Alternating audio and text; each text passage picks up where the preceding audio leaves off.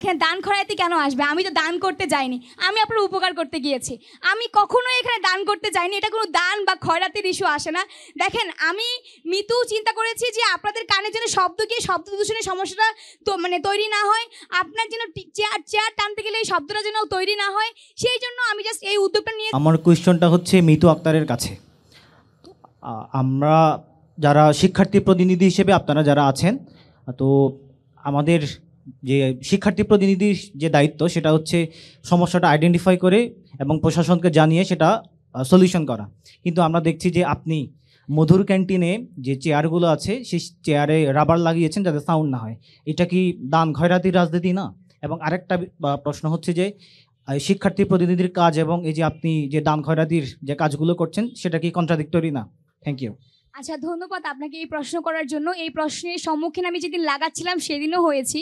প্রথমত বলি যে এই যে মধুর ক্যান্টিনে আমি যে ক্যাবগুলো লাগাবো তার আগে কিন্তু আমি প্রত্যেকটা জায়গায় ফিল্ড অ্যাসেসমেন্ট করে তারপর প্রক্টর স্যারের কাছে আমি গিয়েছিলাম। আমি একটা স্মারকলিপি জমা দিয়েছি, যেটা হচ্ছে প্রক্টর স্যার বলেছেন উনি আমাকে সর্বোচ্চ সহযোগিতা করবেন। তো আমি কিন্তু অলরেডি স্যারের কাছে একটা স্মারকলিপি জমা দিয়েছিলাম। এবং আপনারা জানেন যে আমাদের ঢাকা বিশ্ববিদ্যালয়ের যেই জটিলতা আছে, যেই প্রশাসনিক জটিলতা আছে, সেই অনুযায়ী কিন্তু যদি মধুর ক্যান্টিনে এই ছোট্ট ক্যাবটি লাগানো হতো তার জন্য হয়তো বা আমার বছর লেগে যেতে পারতো। তো আমার যে ক্যাবটি লাগানো হয়েছে সেখানে হয়তো বা মনে হয় যে 60 থেকে 70টা চেয়ার আছে।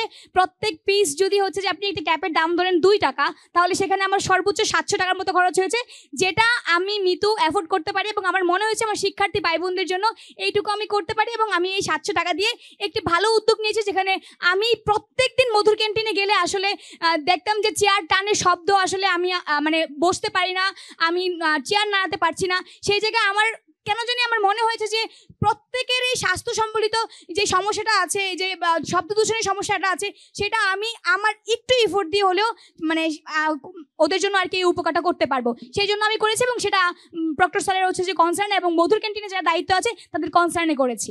আপনার আরেকটা প্রশ্ন আছে মনে হয়।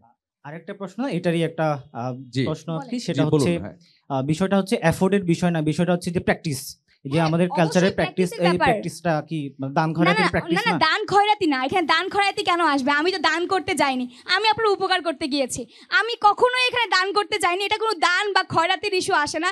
দেখেন, আমি মিতু চিন্তা করেছি যে আপনাদের কানে যেন শব্দ গিয়ে শব্দ দূষণের সমস্যাটা তো তৈরি না হয়, আপনার যেন চেয়ার টানতে গেলে এই শব্দটা যেন তৈরি না হয়, সেই জন্য আমি জাস্ট এই উদ্যোগটা নিয়েছি। এবং প্রক্টর স্যারের আগে থেকে স্মারকলিপি জমা দেওয়া ছিল।